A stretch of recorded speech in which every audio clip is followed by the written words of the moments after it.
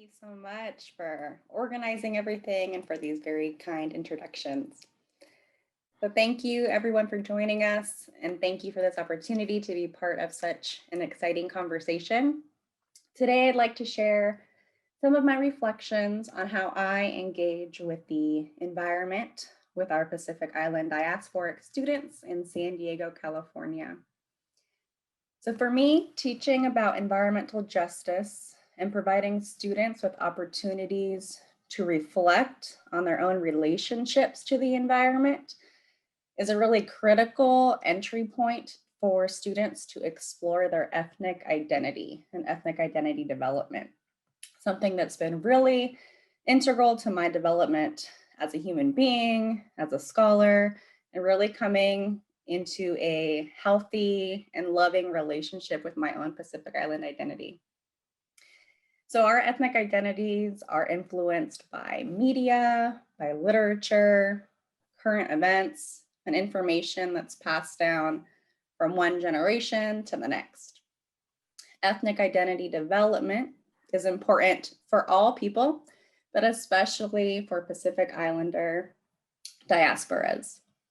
Ethnic identity development is about exploring, understanding, and proudly claiming the complex dimensions of the self that may instill feelings of belonging and identification to a particular group, those shared commitments and values, and it can also spark a sense of belonging to a particular place or island, whether or not someone has physically ever been to that particular location before.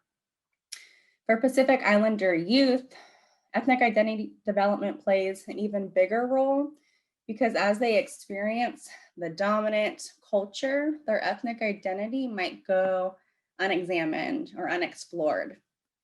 And then that person transitions to adulthood without ever really forming a positive sense of their ethnic identity or of self. And there is such thing as a negative ethnic identity, right? Or feeling bad or poorly about what your culture is and where you come from. So I can speak to this because without exploring my own ethnic identity growing up, I felt like I didn't belong, didn't really have a strong sense of self or culture. And it wasn't until I explored my own ethnic identity through the environment that I had a stronger sense of self. So I argue that ethnic identity development is connected to environmental practice, to environmental beliefs and behaviors. In my own journey to understand and grow my ethnic identity was fueled by the values passed down to me by my Chamorro grandmother and my mother. Values derived from my grandmother and grandfather's Chamorro culture and lifetime of experience growing up on Guam, nurturing the land, living off the land, and living with a sense of reciprocity and balance when it came to the environment and natural resources. So I was raised learning from their stories of island life, living on the coast, their connection to ocean and to animals that truly set the foundation and the framework for the respect that I now have for interspecies harmony and the honor that I hold for the environment of all scales today. So when Pacifica students access their ethnic identity through the environment, oftentimes it's Indigenous Pacific Island values of reciprocity, of interspecies harmony, of sustainability, and I mean real sustainability and ethical natural resource management that they end up exploring and connecting with. And then they can apply that to their own lives, no matter where they live in the world. So these kinds of connections and explorations spark positive relationships to the environment all over our planet. And it provides a meaningful way for our Pacific Islander diaspora to learn and care for the environment wherever they are, and at the same time develop positive feelings about their Pacific Island ethnic identity. So I currently teach history for the Chicano Studies Department at San Diego Mesa College, Community College, and I teach environmental racism at UC San Diego. So my students span all ages, all backgrounds, and all interests. But what most of my students do share is a hunger to actively search for meaning of their own ethnicity and culture, no matter what age they are. This kind of exploration can transpire in many ways, but what I find most meaningful is involving research about their ethnic group's history, learning the language, and participating in cultural activities.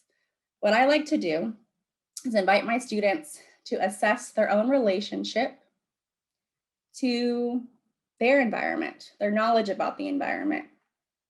Where do their environmental beliefs, their practices, and environmental priorities come from? How does their relationship to the environment differ from that of their ancestors? What can we learn from the changes in those relationships across time? And what can we learn about the changes to the environment itself over time? What about the changes in the relationship between how they relate to the environment compared to their ancestors, their grandparents, their parents, and thinking about the future generations? What changes? When I teach about environmental racism and justice, I highlight how the stakes are high for Pacific Islanders to develop positive ethnic identities, because for some Pacific Islands facing militarization, environmental violence, and violence against animals, marine animals, and climate change, our homelands are under threat and face irreversible damage. And the cultures we are working so hard to learn about, to connect with, to preserve, to pass on, are cultures that are so tied to and inspired by specific island places and ecosystems. They might look a little different or a lot different in a few years if current threats continue to transpire and escalate. When our Pacific Islander students in the diaspora feel a sense of belonging to their home islands, even if they never had the resources to go home yet, they can work towards positive change in their current location and an awareness to support efforts to protect the environment their ancestors called home. My own Chamorro values and connections to the environment led me to explore my ethnic identity through an environmental lens. And this exploration led me to learn more about my culture and home islands in ways that grew my relationship to the environment and were inspired by my Chamorro ancestors' life ways. I look forward to finding more creative ways to engage the environment with our Pacific Island diaspora, because I find it so important, so meaningful for our future generations. And I would love to collaborate with this beautiful community that you have brought together here to grow the spirit of work. Thank you for listening. Thank you for having me.